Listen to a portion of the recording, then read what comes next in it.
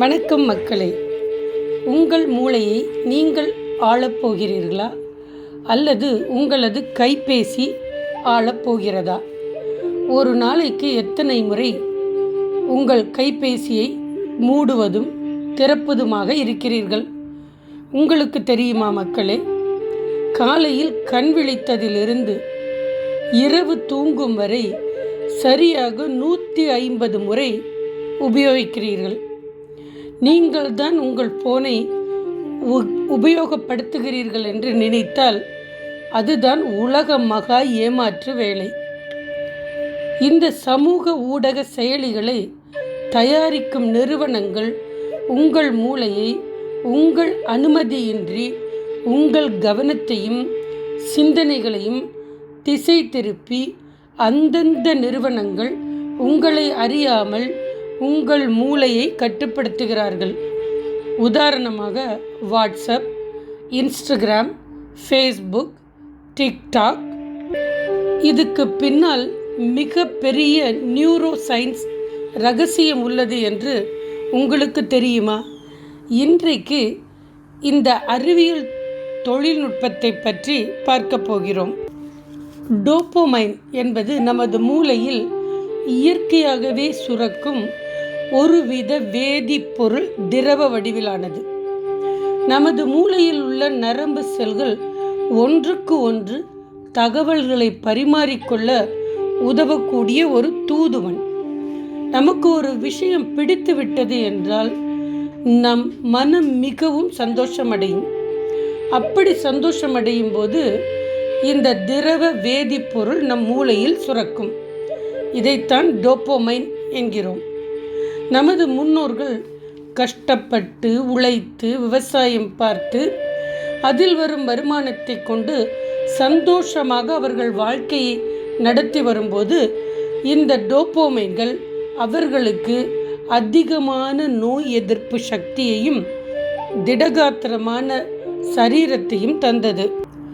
நாம் இப்போது ஒரு செயலில் ஒரு விளையாட்டு விளையாடும்போது நாம் வெற்றி பெற்றுவிட்டால் நம் மனது சந்தோஷம் அடைகிறது. அந்த செயலியை மீண்டும் மீண்டும் பயன்படுத்தி அந்த விளையாட்டை விளையாட தூண்டுகிறது. அதில் நம் மனது சந்தோஷம் அடையும் போது எந்த உடல் உழைப்பும் இல்லாமல் இந்த வேதிப்பொருள் திரவம் நமது மூளையில் சுரக்கும். இப்படி கஷ்டப்படாமல் சந்தோஷம் கிடைக்கும்போது நமது மூளை அதற்கு அடிமையாகிறது. அப்புறம் நாம் ஒரு வேளையில் கவனம் செலுத்தவோ படிக்கவோ யாரிடமும் கலகலப்பாக பேச முடியாமல் ஒரே இடத்தில் உட்கார்ந்து விடுவோம். இப்போ இருக்கிற இந்த தொழில்நுட்பத்தில் பெரிய நிறுவனங்கள் உங்களுடைய கவனிப்பு திறனை அவர்களுக்கு பயன்படுத்தி கொண்டு அவர்கள் பணம் சம்பாதிக்கிறார்கள். மக்களே, உங்கள் மூளையுடைய பலவீனத்தை வைத்து அவர்கள் விளையாடுகிறார்கள். நீங்கள் ஒரு விடயத்தை இங்கே கவனிக்க வேண்டும். அவர்கள் தயாரித்த ஒரு செயலியில் வீடியோ ஒன்றை நாம் பார்க்கிறோம். அந்த வீடியோ முடிந்தவுடனே அடுத்த வீடியோ உடனே அங்கு ஒளிபரப்பப்படும். உங்களுடைய மூளையில் தானாகவே அந்த வேதிப்பொருள் டோபமைன் சுரந்து அந்த செயலியில் உங்கள் மூளை தங்கிவிடும். இதனுடைய விளைவு என்னவென்று தெரியுமா மக்களே?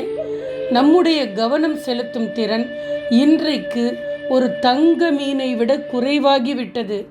அறிவியல் ஆய்வு என்ன சொல்லுகிறது என்றால், வளர்ந்து வரும் நமது சமூகம் இன்றைக்கு கொஞ்சம் கொஞ்சமாக சிந்திக்கும் திறமையை அழித்து கொள்ளுகிறார்கள். நீங்களே சிந்தித்து பாருங்கள் மக்களே.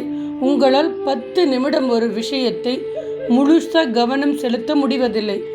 இதிலிருந்து நமது சமூகத்தை எப்படி காப்பாற்ற வேண்டும்? நமது வளர்ந்து வரும் குழந்தைகளை இதிலிருந்து எப்படி காப்பாற்றப் போகிறோம்? ஒரு நாளைக்கு சில மணி நேரங்கள் உங்கள் சக்திக்கு ஏற்ப நடக்கலாம், அல்லது நல்ல புத்தகங்கள் வாசிக்கலாம், நமக்கு பிடித்தவர்களுடன் உரையாடலாம், இயற்கையை ரசிக்கலாம், பறவைகள், விலங்குகள், செல்ல பிராணிகளிடம் பேசலாம். இதை ஒவ்வொரு நாளும் ஒரு விரதம் போல் நாம் கடைபிடிக்க வேண்டும்.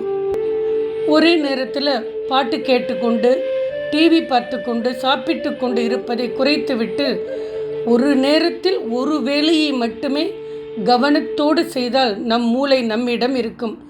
அப்போதுதான் நம் மூளை சிந்திக்கும் திறனை அடையும்.